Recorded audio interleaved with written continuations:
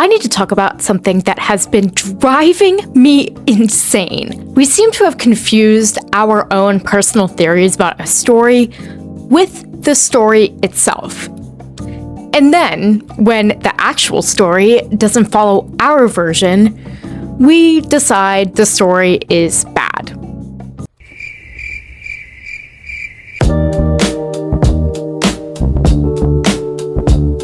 To start off, I want to be clear about something. I don't hate fan theories. I actually, in a lot of ways, love them. It shows that we are engaged, that we care enough about a story to continue thinking about it even when we're not watching it. But somewhere along the way, fan theories stopped being a response to storytelling, they just started competing with it. We've started treating our theories as the story that the writers should have told. And when the actual story goes in a different direction, we don't say, "Interesting, I didn't see that coming." We just say that the show is bad. The writers don't know what they're doing. The lead actor is a narcissist. You know who you are. We'll get there, don't worry. There's a difference between a show failing its story and a show that is simply not telling the story that you wanted it to tell. And we've completely lost the ability to tell those two things apart. So I'm going to give you an example of actual bad storytelling. Stranger Things Season 5. Oh, brother, this guy stinks! Throughout the series, the Demogorgons are these terrifying, overpowered beings. But as the show went on, and especially in Season 5, every time our main characters came head-to-head with these beings, the Demogorgons are no longer strong, and they're easily defeatable, and then the main characters never die. How's that gonna work? The show broke its own rules. It established these stakes and then refused to honor them. That's not a fan theory that didn't pan out. That is the show betraying itself, betraying its own story. That is actual bad writing. Bad storytelling breaks its own logic. A story that surprises you or even subverts your expectations doesn't. Now let's talk about the Pitt, which I have made an entire video about already, so clearly I have opinions. Season 2 focused heavily on Dr. Robbie, who is, to be clear, the main character, played by Noah Weil, who is also an executive producer of the show. And fans decided that the reason the main character got a lot of screen time is because Noah Weil is a narcissist.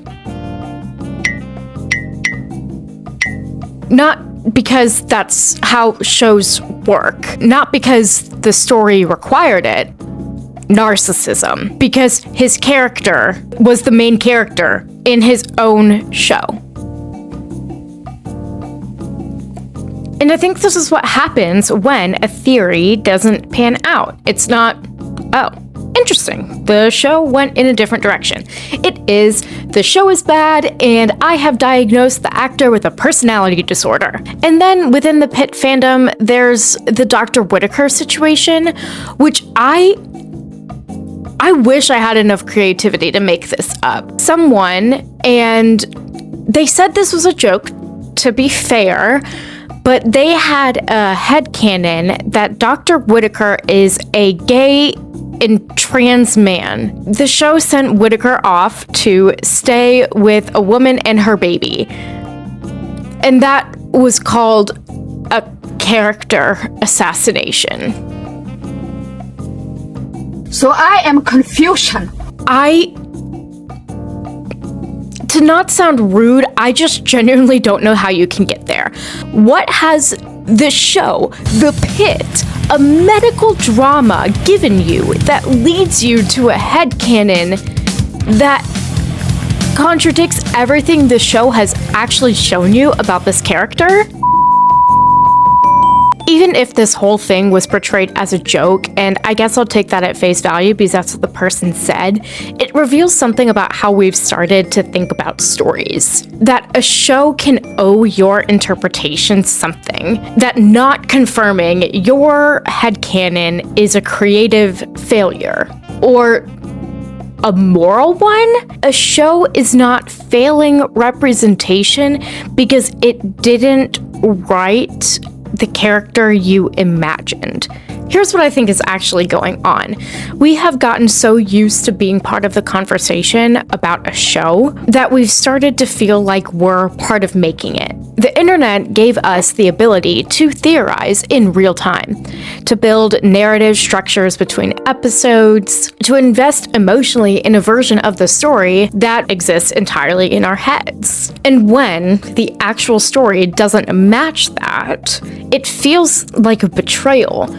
Even if the actual story is good, even if the actual story is better than whatever we made up in our heads, we started going into stories not to be surprised, but to be confirmed. And that's a problem, because being surprised is kind of the whole point of a story. I think we've forgotten what it feels like to just watch something, to let a story take you somewhere you didn't expect, to be wrong about where it was going, and to have that be a good thing. It seems as if we no longer want to be surprised. We just want to be in control. Fan theories are a sign of love, but love doesn't get to rewrite the thing it loves. Just let the story be the story. I think that's all I have for this video, so thank you so much for watching, and I hope that you are having a fantastic day and that you know how loved you are. God loves you. Bye.